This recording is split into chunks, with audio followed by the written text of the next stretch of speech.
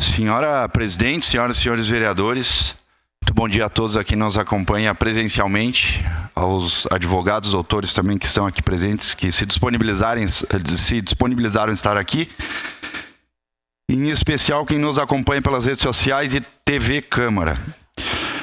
Quem leu a moção, os vereadores, as assessorias, a moção ela é muito autoexplicativa, ela é muito clara. A dívida, pelo cálculo pericial que já foi feito, a dívida do Estado do Rio Grande do Sul já foi extinta. Primeiro de tudo é isso, já começa por aí.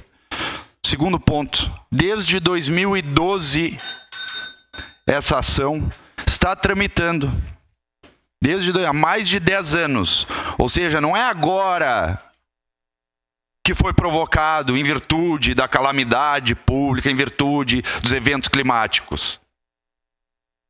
O que se solicita agora é uma sensibilidade, conforme diz a moção, a sensatez, não somente do STF, mas em especial da Advocacia Geral da União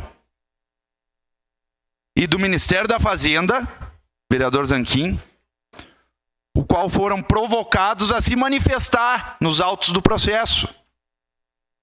E é só fazer o cálculo e dizer, ok, nós concordamos com que a Ordem dos Advogados do Brasil, do Estado do Rio Grande do Sul, está solicitando, porque é legítimo. É legítimo. Foi feito o laudo pericial. Está tudo nos autos do processo. Então não tem o porquê ficar nessa discussão da dívida se a dívida já foi extinta. Ou melhor, deveria ter sido extinta. Então, esta Casa Legislativa, conforme diversos advogados já nos procuraram, propôs essa moção, alguns vereadores assinaram, indiferente de partido e de ideologia, porque realmente é um momento delicado para o nosso Estado, momento que o nosso Estado está precisando de todo centavo do dinheiro público. Todo centavo é importante para a reconstrução do nosso Estado.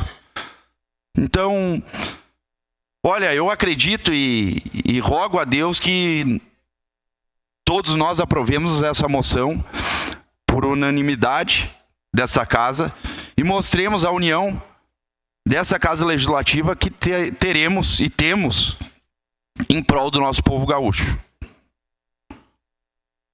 Então, peço aqui aos nobres pares que votem favorável a essa moção.